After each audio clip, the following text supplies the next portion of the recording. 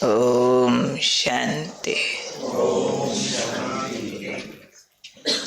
ओम शांति।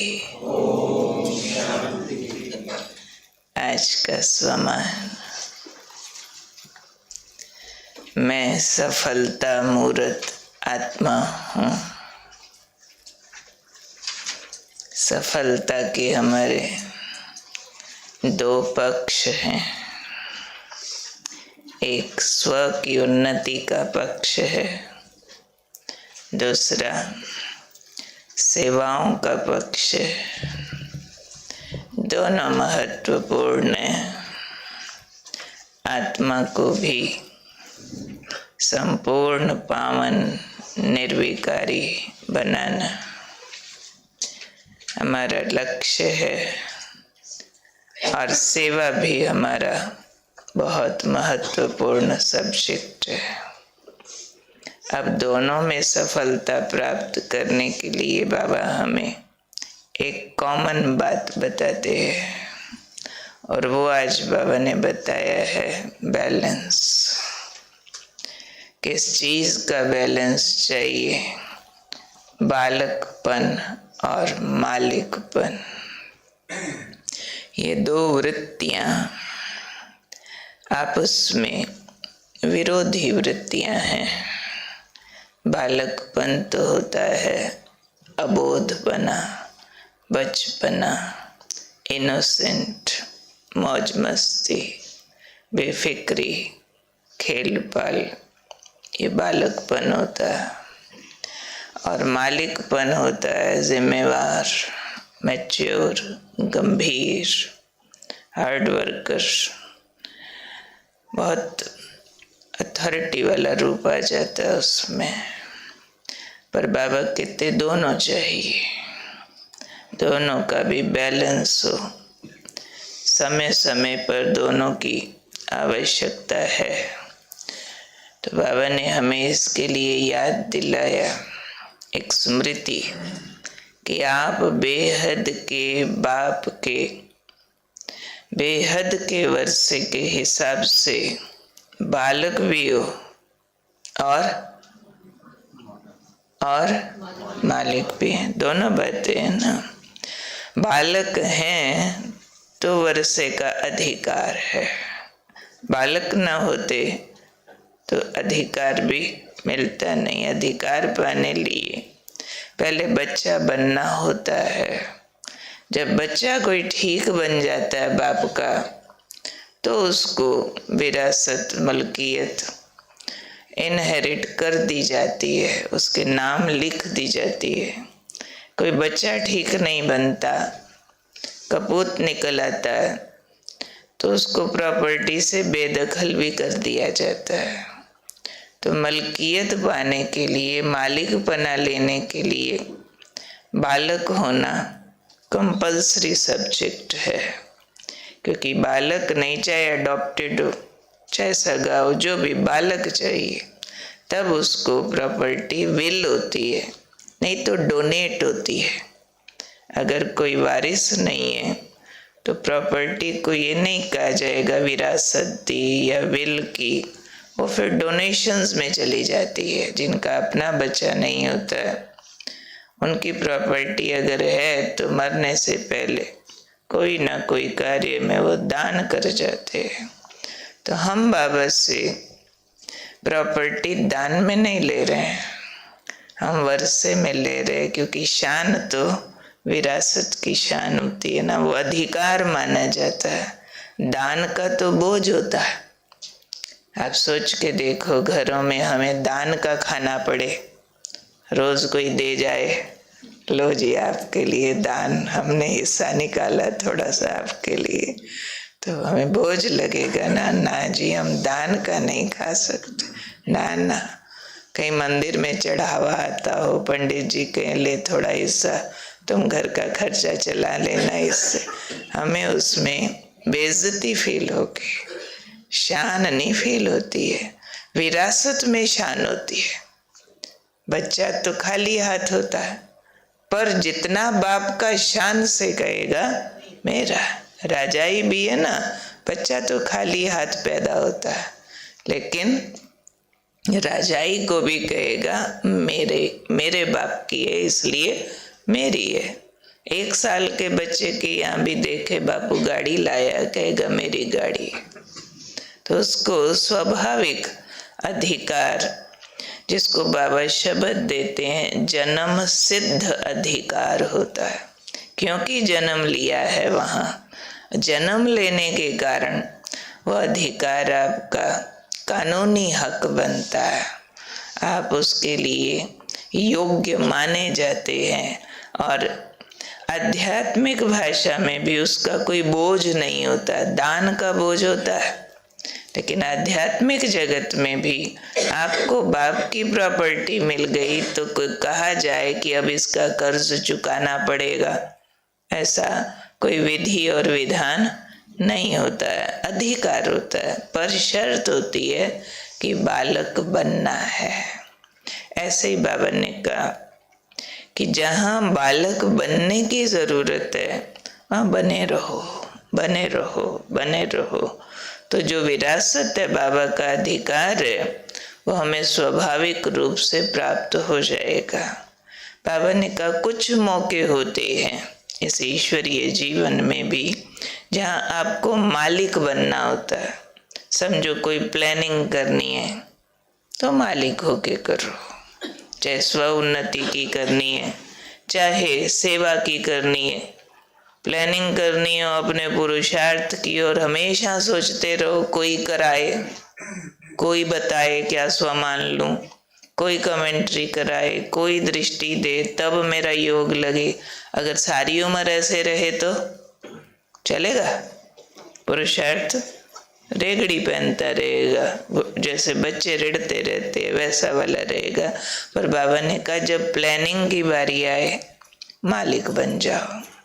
चाहे सेवा की प्लानिंग हो, चाहे स्व उन्नति की प्लान कर रहे हो ना, अभी जहाँ प्लानिंग करना हो, कोई भी राय देने का मौका आ जाए, अच्छा जी शिव जयंती मनानी है, सब राय दो कैसे मनानी चाहिए, तो राय आपकी अंदर से ठीक तब निकलेगी जब खुद को मालिक समझेंगे कि ये कार्य के हम जिम्मेवार हैं, बाबा का कार्य सो मेरा कार्य। फिर अंदर से फूटेगा ऐसा होना चाहिए, ऐसा होना चाहिए, ऐसा होना चाहिए, ये भी करना चाहिए, वो भी करना चाहिए, जिम्मेवारी की फीलिंग होगी इसमें।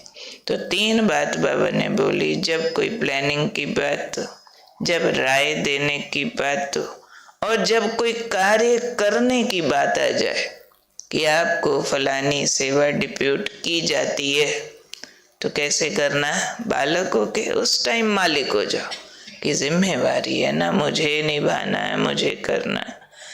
बाबा ने कहा फिर समझो आपने राय तो बहुत अच्छी थी, आपने प्लानिंग तो बहुत अच्छी की, परंतु सबके बीच पास नहीं हुई, फैसला कुछ और हो गया, सर्वसम्मति कुछ और निकली, निमित्त ने कुछ और डिसाइड कर लिया। अब क्या करो? अब बालकों के सरेंडर करके मान जाओ। भले आपको मालूम है कि आपकी राय सबसे अच्छी थी, आपकी प्लानिंग बहुत जबरदस्त थी, पर 20 लोग थे, 20 में से 18 की राय कुछ और थी, निमित्त की कुछ और थी, और वही फाइनल हो गई। आपके वाली को माना नहीं गया तो चिड़ कुड़कुड़।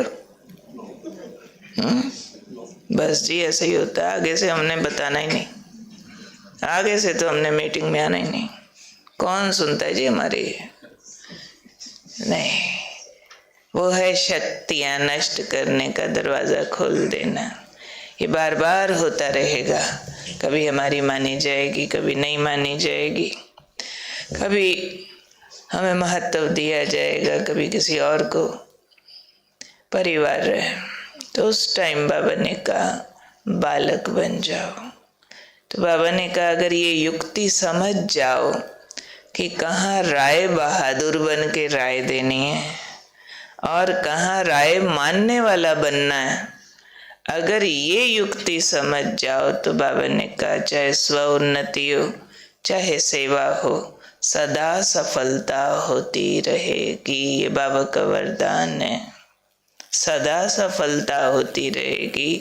बैलेंस चाहिए, बालक और मालिकपन का बैलेंस चाहिए। तो हम कितने मर्जी बड़े हो जाएं, अंदर का बच्चा कभी मरना नहीं चाहिए। अंदर का बचपन हमेशा जिंदा रहना चाहिए। कितने भी ज्ञान में पुराने हो जाएं, जो सबसे ज्यादा नशा चढ़ता है वो इस स्वमान का चढ़ता है, मैं शिव बाबा का बच्चा हूँ, भगवान मेरा बाप लगता है, मैं भगवान का वारिस हूँ। जिस मर्जी ज्ञान आयु शरीर आयु की हो जाए, लेकिन ये नशा सबसे उत्तम होता है। जो अपना गीत भी है, बचपन के दिन भुला न देना, आज हंसे कल रुला न देना। तो मैं सफलता मूर्त आत्मा हूँ, बालक सो मालिक बनने वाली विशेष पार्टधारी आत्मा हूँ। दुनियावी नजरों से देखा जाए तो ये बैलेंस रखना आसान नहीं है, लेकिन अपने ईश्वरीय ज्ञान की समझ अनुसार देखा जाए तो हमारे लिए तो ये खेल है। बड़े से बड़ी जिम्मेवारी उठाते भी हम फिर निश्चिंत रह सकते हैं, क्योंकि बापू बैठा है, मेरे सब काम भगवान करता है। बड़े से बड़ी जिम्मेवारी आ जाए, बाबा के बच्चे कहते मिलते हो जाएगा, बाबा बैठा है, ये कार्य कैसे होगा, इतना बाबा बैठा है। तो जिम्मेवारी भी है और बालकपन होकर के बाबा पर डिपेंडेंसी भी पूरी है। कर्म भी पूरा करना है, बाबा की मदद का अनुभव भी पूरा करते हैं। तो विशेष ये स्थिति की सौगात बाबा से हमें वरदान रूप में मिलती है, बालक सो मालिक। अच्छा, फिर हमारा आज का स्वमान जनवरी मास का 6 तारीख, मैं महान आत्मा हूँ। आज अच्छा 5 तारीख, मैं रूहानी वाइब्रेशंस फैलाने वाली आत्मा हूँ। आत्मिक स्थिति के स्वमाना रहना। मैं रूहानी वाइब्रेशंस फैलाने वाली आत्मा हूँ। क्या अभ्यास करना है इसमें?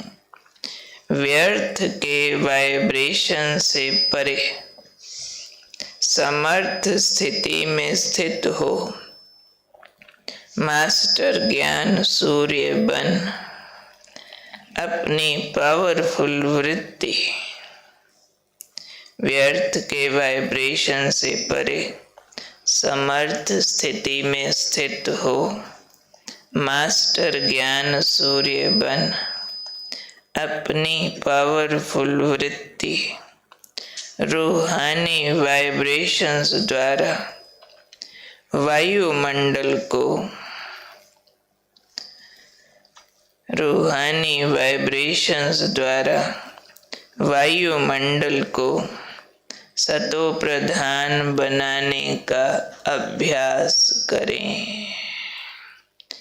क्या अभ्यास करना है बार बार कि मैं व्यर्थ वाइब्रेशन से परे हूँ, समर्थ स्थिति बालक सो मालिक वाली उसमें स्थित हूँ और मास्टर ज्ञान का सूर्य हूँ।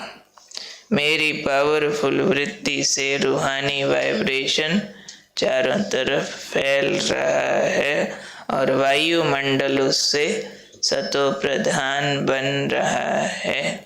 तो आज हम खास ये चेक करेंगे कि मेरी वृत्ति से, वाइब्रेशन से वायुमंडल बदलता है।